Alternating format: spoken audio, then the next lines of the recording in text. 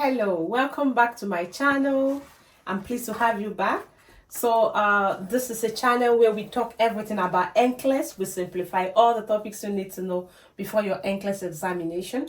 If you're just coming to this channel for the first time, please do support me by clicking on the subscribe button and the notification, liking the video, because that will encourage me to upload more videos. All right, so let's get to the business of the game. And for my returning viewers, I'm happy to have you here. All right, so today we want to look at acid-base balance. It's an important topic that you need to know before your NCLEX examination. So what do we have to say about acid-base balance? It is just having the right amount of acid and base within the body, in the blood and the body fluid. So an individual needs to have the right amount of acid and base in the blood and in other body fluid. There is a determining factor, and that is your hydrogen ions. Your hydrogen ions actually determines the pH of the body. When we talk about the acidity or the basal level of the blood, we are talking about the blood pH. So the blood pH is what we mean. At every time, there is a narrow range and the body needs to maintain its pH. The change in pH is not something that comes to the body without a cause. So the body doesn't just change its pH. The pH of the body is changed by two important elements, which is bicarbonate, HCO3, and our CO2, which is our carbon dioxide. So these two factors are what will alter the blood pH. All right, so let's look at it as a kind of lever with a fulcrum.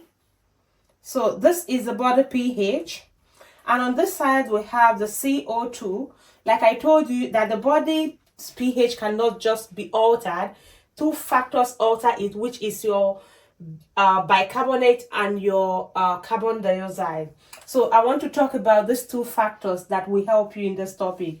So the body pH is in between, and which side it goes, whether the blood becomes acidic or alkaline, is based on these two factors. Okay, so we have the CO2 and we have your bicarbonates.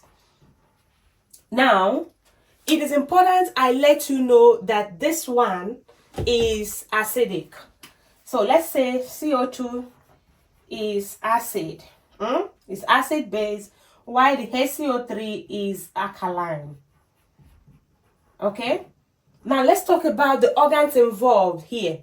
For CO2, the organs involved is going to be the lungs, respiratory, and for HCO3 we are going to be looking at the kidneys. So if you learn these little key factors, it's going to help you. Let's look at the normal. For the pH, what do we want our blood pH to be? We want it to be 7.35 to 7.45. And then for our CO2, what do we want it to be? We want it to be within 35 to 45. This is something you need to keep at the back of your mind. And for your bicarbonate, what do we want it to be? We want it to be within 22 to 26. Now you will have some textbook giving you a range, but for the sake of NCLEX, it gives you a wide range to accommodate most of the textbooks. So that's the figures we'll be using for today. Now let's look at it analytically in a way that it will stick for you. So we had said that CO2 is acidic in nature. It means that if the body retains more CO2, that is an increase in CO2, what do you think it will make the blood to become? Acidic. So we're going to have the blood having an acidic state. And if the body has more bicarbonate in it, what will happen? We are going to see the body having alkalosis. So the body becomes alkalotic. So these are the factors we need to know. So this pH is going this side or this side, depending on the one that is higher. If we have more CO2 in the body, that blood pH is going to be acidic. If we have more bicarbonate in the body, we're going to have the body becoming alkalotic. So let's keep it at that. Let's bring it home anatomically. What happens? Because that's what you need to understand as a nurse and for your NCLEX exam. Anatomically, I have mentioned that the lung is the organ involved in CO2. Just like we know that what happens is we take in oxygen and we do what? We take out carbon dioxide. So if we have carbon dioxide accumulating in the body, that patient is going to be in an acidic state. All right. And now let's go to the other one. I have told you that the kidneys are the ones that is doing the alkaline, the formulation. So it means that if this individual is going to have bicarbonate building up in the system, we are going to see the body becoming alkalotic. All right. So in essence, what are we saying? We are saying that for the lungs, anything that will make CO2 to be retained, CO2 retention. So anything that makes CO2 to be retained is going to do what? Increase the CO2 content in the body, and that body is going to become what? Acidic. So anything that can depress the respiratory system, anything that can depress the respiratory system. So when we have a decreased respiratory rate, we're equally going to have a high what? CO2, and we will have acidic nature. The other thing happens if we have an increased respiration. So we have this patient who has an increased respiratory rate. Our patient is hyperventilating, taking out more CO2 from the body. That is the person that we are going to see that will be having what? Decreased what? CO2. And when we have a decreased CO2, our bicarbonate will increase, and then we will have this person becoming alkalotic. Okay? So these are two important things you need to keep at the back of your mind. All right? If respiratory rate is decreased, there's going to be an increased CO2, our blood is going to become acidic. If respiratory rate is increased, we're going to have hyperventilation, we're going to have less CO2 in the body, and that body is going to become alkalotic. Now, compensation comes because I've told you this is a fulcrum where one is doing something and the other needs to compensate. That's the word. So in compensation, if we have a decreased respiratory rate, you're going to see compensation when the kidneys come into place. And what do? They try to excrete more acid via the urine, okay, just to make sure that they maintain equilibrium. And if they find out that, oh, we have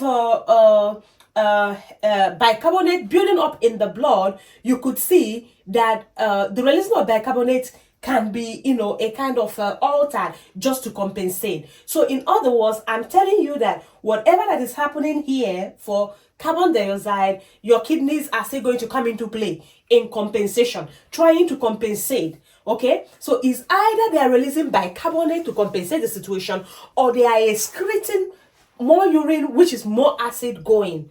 All right, now let me mention something that's very important here. We talk about potassium.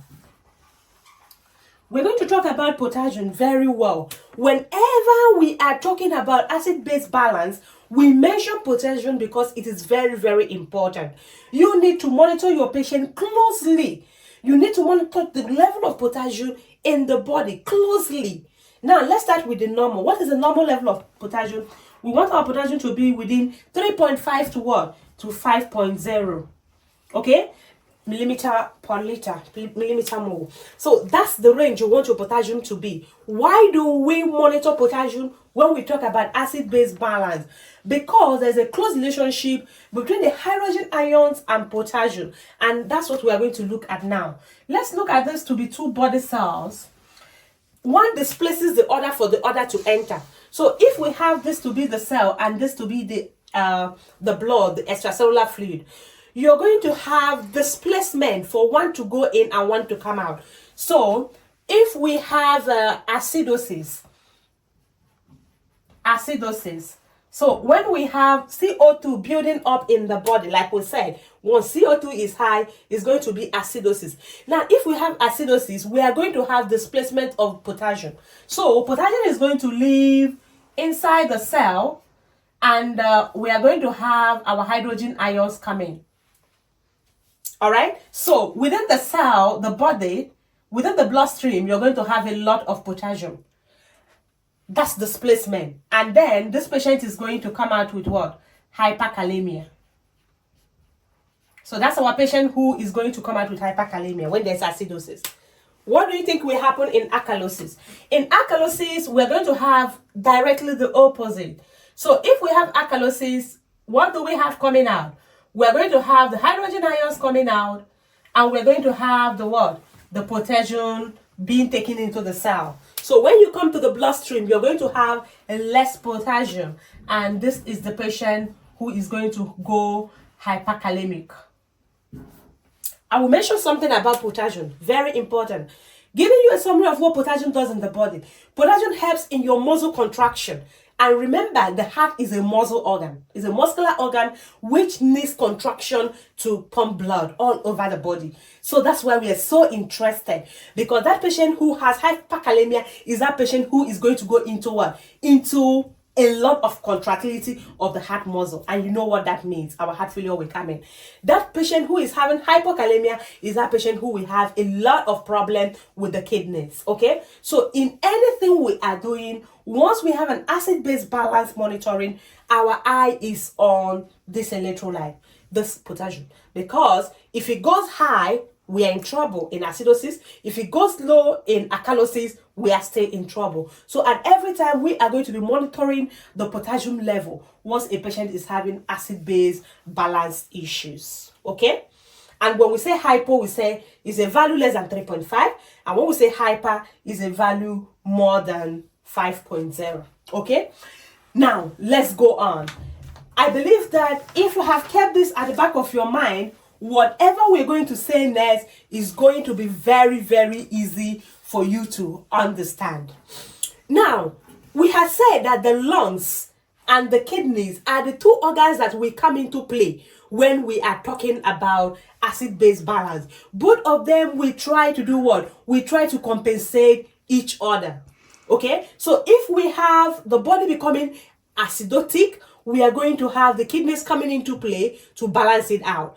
And when we have the body becoming alkalotic, we're going to see that the body is going to walk through the lungs to bring it down. So now let's look at the first one, which is our respiratory system. Now let's look at our respiratory, our CO2. That's what we want to talk about. Respiratory CO2 now, it can go either way, which is acidosis and alkalosis, if you agree with me. Yes, we have acidosis and we have alkalosis. So in essence, it means CO2 is high in acidosis and CO2 is low in alkalosis. It's as simple as that. Now, if we have, take the first one, let's talk about acidosis. It's going to be like a revision because I've said this repeatedly.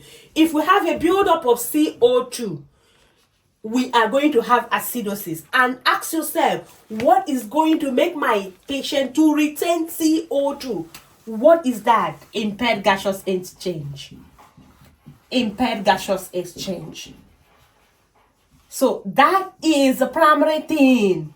My patient is not able to, exchange oxygen with carbon dioxide. And because my patient is not able to do that, my patient is going to retain what? Oxygen. So always understand that that patient who is going to be bradycardic, that patient who is going to retain CO2 is that patient who has impaired gaseous exchange. So when we think about that, in acidosis, we are talking about a figure higher than what? Than 45. So you are going to see that if there is acidosis, like we have mentioned, the body is going to go into what? Into compensation. For homeostasis to be maintained, you're going to see that what will happen to the kidneys will try to release more of the bicarbonate just to cancel out the increased acidity of the body. That is what we want to happen.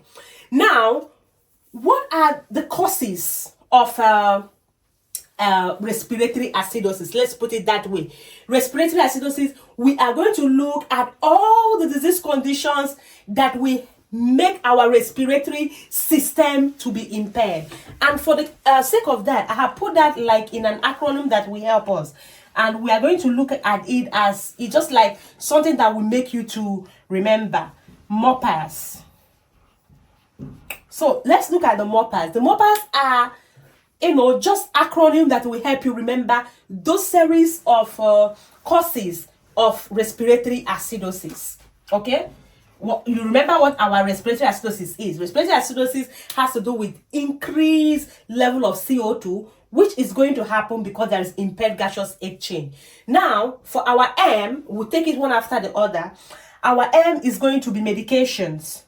Now, medications, all the medications that will depress the respiratory system. So if any medication depresses the respiratory system, is going to make respiration to be difficult. There will be bradycardia. What are those medications like? Your morphine, your opioids, your fentanyl, your sedative. When your patients are on this medication will cause this patient to what? To hypoventilate. So this patient is not able to ventilate as normal, and you're going to see this hypoventilation leading to accumulation of what? CO2. And this accumulation of CO2 will automatically put the patient to respiratory acidosis. Now for your O is edema. Now, what is happening in edema? In edema, we have things like your pulmonary edema, where you have retained water within the alveoli. And when there is retained water, fluid within the alveoli, gaseous exchange is impaired. Remember our watchword, impaired gaseous exchange. So at this time, when we have impaired gaseous exchange because of accumulation of fluid within the alveoli, we are going to have the body going into respiratory acidosis. Let's go to P. P is for pneumonia. You know what happens in pneumonia? There's excessive mucus secretion. And this excessive mucus secretion is going to work, not good, effectively. It's going to make the gaseous exchange word ineffective, and that brings us back to respiratory acidosis. Now, let's look at our E. Our E is emboli formation. And what happens in emboli formation? There is formation of emboli in the alveoli. The same thing that we're talking about. And because there is this formation of emboli in the alveoli, you're going to just have the gaseous exchange being impaired. So this individual, even though he's able to take in oxygen, and this patient will not be able to make that transfer. You know what happens in the alveoli? Because of that edema, the patient is not able to do it. Now, for the R, we have respiratory center depression. We have some illnesses that can cause a problem or damage to the respiratory center, like your stroke. When you have a stroke, your CVAs, your respiratory center becomes, damaged, and this patient can no longer, respire effectively. Also, this R can be used to look at your respiratory alveoli damage. When there is damage to it, like in your COPD and emphysema, you have the alveoli of the lungs being damaged. So your patient is going to come down with respiratory acidosis. I hope it's making sense to you. Now, for the first S, we're going to look at most common sicknesses that is going to affect the neuromuscular system.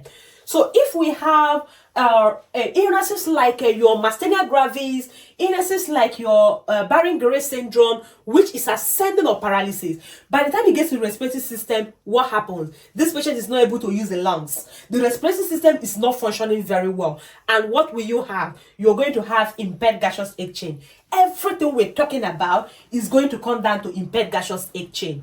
And the last S is going to be spasm of the bronchi. For example, what we have in acute and chronic asthma, when we have spasm of the bronchi, and there will be what? Ineffective gaseous exchange. All right. So in all that we have been saying, we are saying that anything that will make our patient to have ineffective gaseous exchange within the lungs, that patient is the patient who we expect that he or she is going to come down with respiratory acidosis.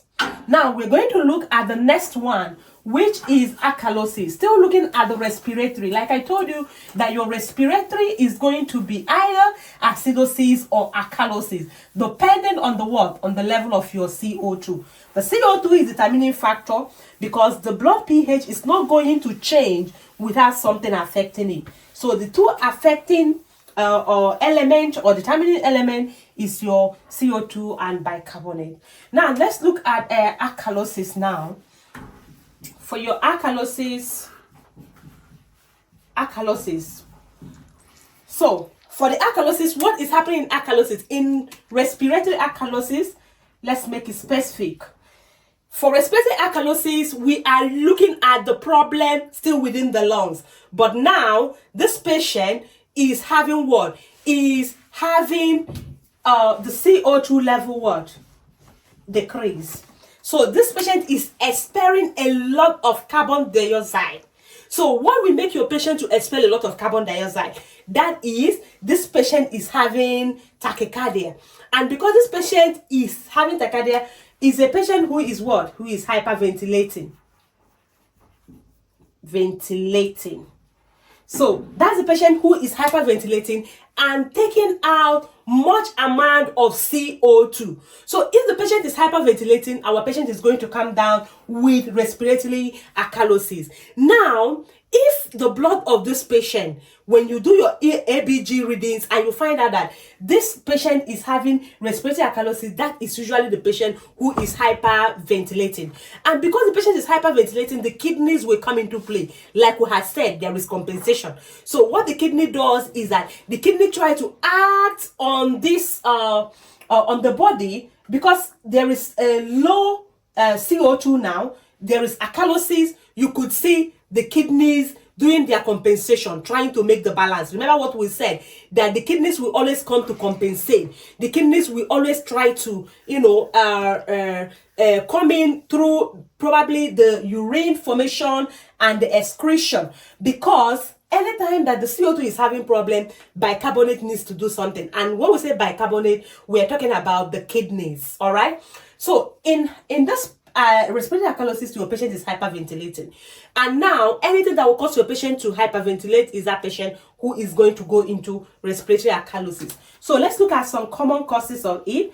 We have toxicity of aspirin. When aspirin crosses its therapeutic range, we're going to see this patient hyperventilating. What else can cause a patient to hyperventilate? Anxiety. If you have ever seen a patient who is suffering from anxiety, they hyperventilate a lot. At that time, that patient is going to have respiratory alkalosis. And then when a patient is in pain, respiratory alkalosis is something is expected because there's hyperventilation. And pregnancy, hormonal changes can actually put a woman into hyperventilation, predisposing that woman to respiratory alkalosis. Okay? So that takes us away from the respiratory system. Now, we want to look at the kidneys now. And when we look at the kidneys, we use metabolic to, refer to it. Metabolic. So in metabolic, we are still going to have our what?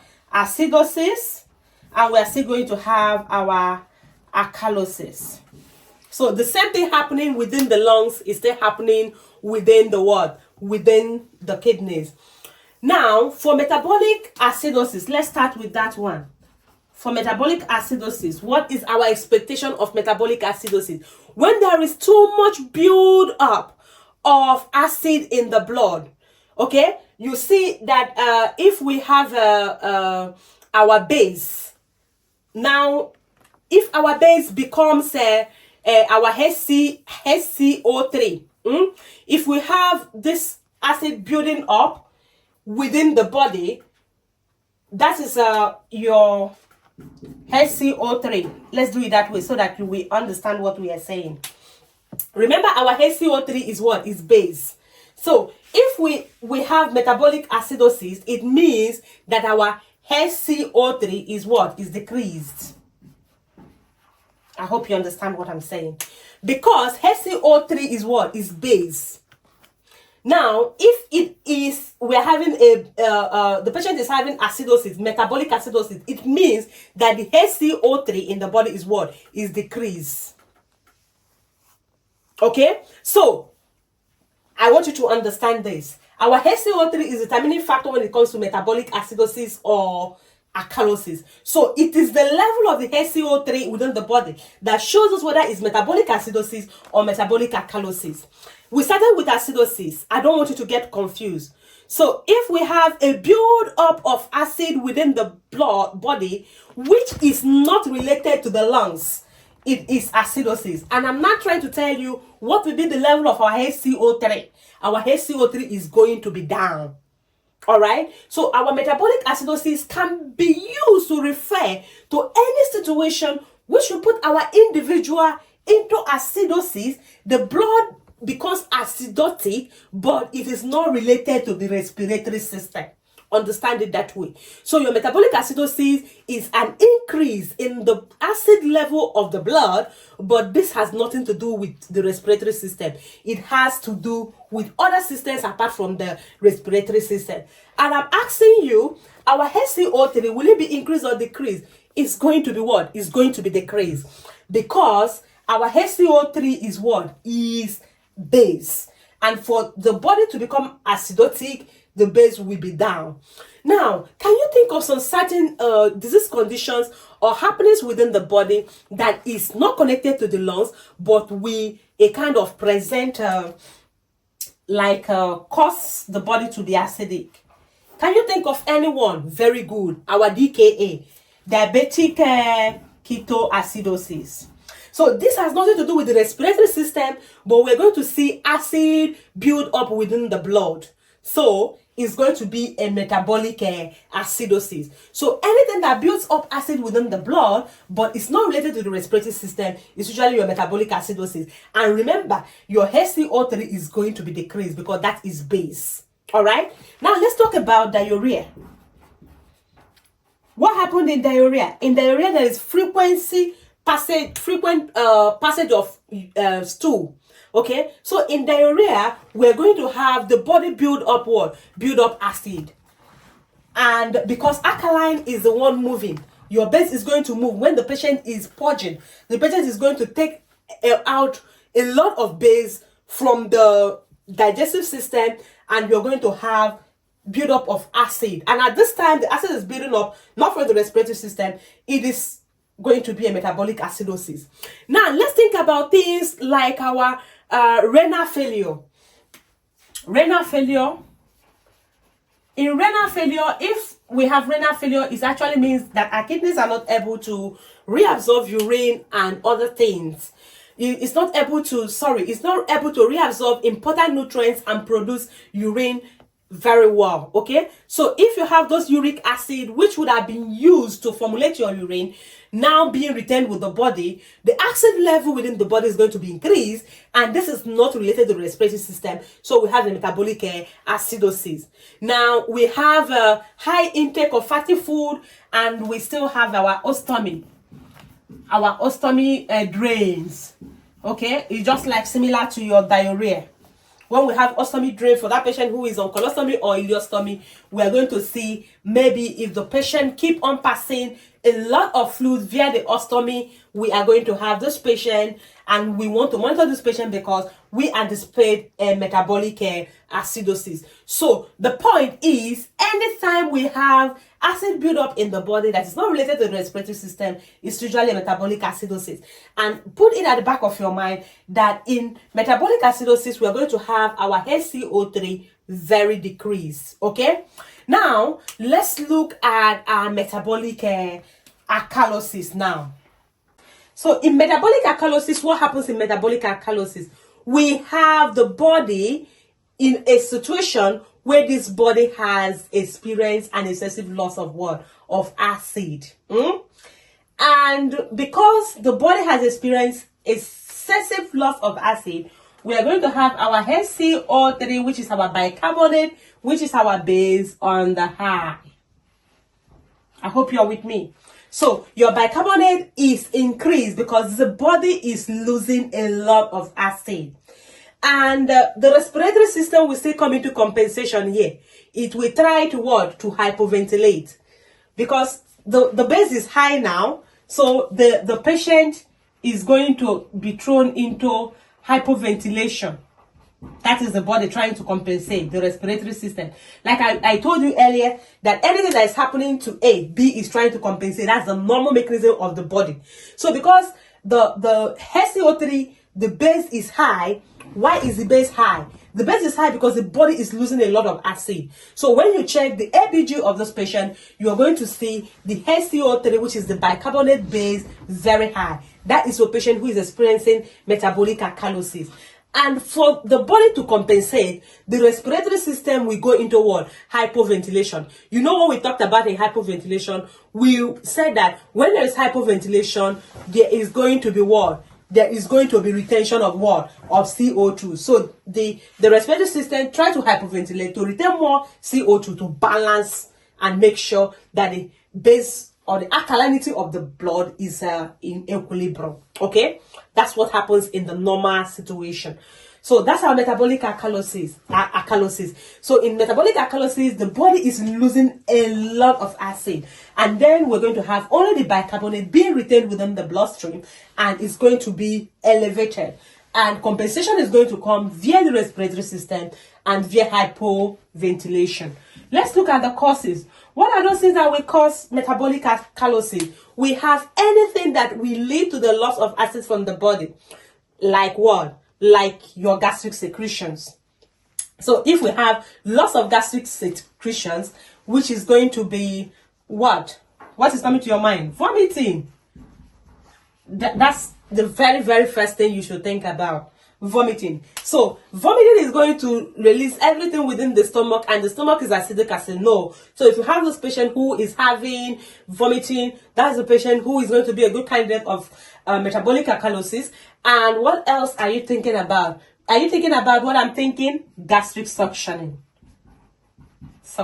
So which we can do maybe in overdosing of medication or whatever, anything that makes you to try to take away the content of the gastric region, the content of the stomach, is going to throw your patient into metabolic alkalosis. So you need to open up your eyes.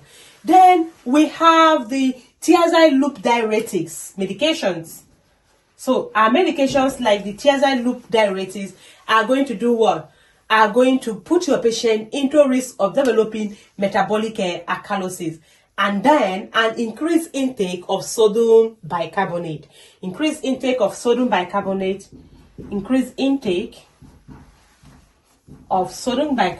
is going to be another factor. Okay, so I want to mention something in our metabolic acidosis. What is going to be the compensation of the respiratory system? There is going to be what? Hyperventilation, because the blood is already acidic due to the fact that we have acid within the body, within the bloodstream, but it is not related to the respiratory system. You're going to see that the respiratory system is going to respond via what? Hyperventilation. Because it wants to what? Take away every CO2 and compensate and see if there can be equilibrium.